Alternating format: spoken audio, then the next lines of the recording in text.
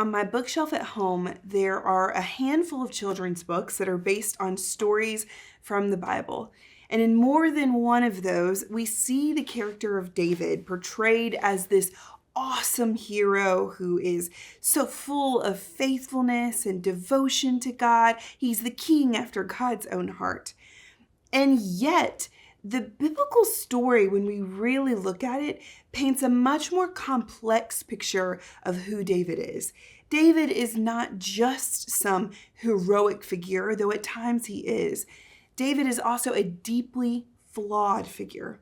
We've seen what I've been calling wobbles in David's character so far in the story, but today we get a first real picture of the fact that David is deeply, deeply flawed. This is David's fall story, and we're going to see some very familiar language when we start to unpack it. So in verse 2, we're told, it happened late one afternoon. This is like the first sign of something is about to go terribly wrong. But while the author says it just happened, actually there are a lot of red flags that lead up to this story and that precede just this verse. This is not something that just came out of nowhere, but we'll talk about that here in a second.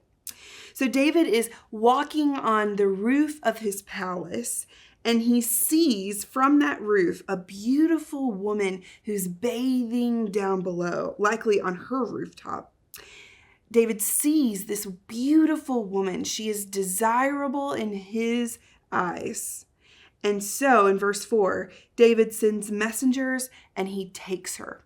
Does that language sound familiar? You're probably sick of me bringing it up at this point, but it's not me, it's the Bible. So many stories are saturated with this same verbal pattern.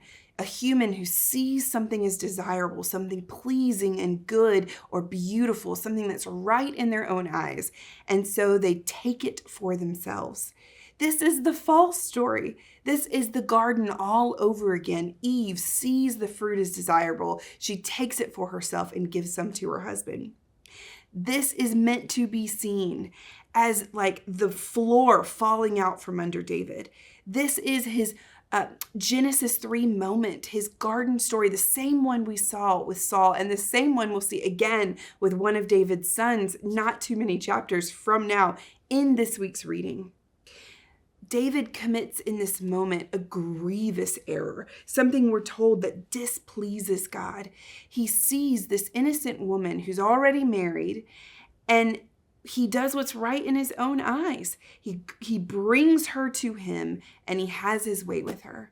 And what I am so struck by in this story is that David's sin doesn't just have negative impacts on him. It will. It fractures his relationship with people. It leads to a whole host of other horrible things, not to mention, as Hannah pointed out in a sermon just a few weeks ago, the impact that it has on Bathsheba. David's sin has a grievous impact on so many other people.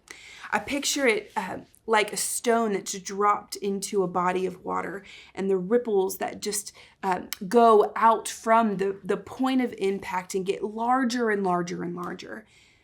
David reacts to the sin with more shame, with hiding it, with trying to cover it up, with going to even greater lengths to try and bury it, to brush by it, or even justify it. It ends up with David murdering a soldier that presumably is one of his friends. And then it ends up even in the death of this child that resulted from this union. David's sin ripples out into the world. So often, I know that I'm flawed. I know that I make mistakes. I know that I miss the mark. I'm well aware of my own sin. But what I fail to realize sometimes, and my guess is that maybe sometimes you do too, is how my decisions sometimes that are awful and bad or flawed, how much it impacts the people around me. The ripple effects that I never anticipated and sometimes fail to see until they're turned back, until someone points them out to me, which is what's going to happen to David in the very next chapter. And I just hope that you'll sit with that today, because all of us have missed the mark, maybe not to such a grievous level as what David does here, but it doesn't matter. All of us have made mistakes. And it's worth remembering that our mistakes never impact us alone, but always leave collateral damage in our wake. And the more we try to bury it or to hide it or cover it up, the more those ripple effects grow and grow and grow. Sin can never be healed when we keep it in darkness. As we'll see in the next chapter, it needs to be brought out into the light. We need to reckon not just with the brokenness in ourselves, but the brokenness that we have wrought into the world.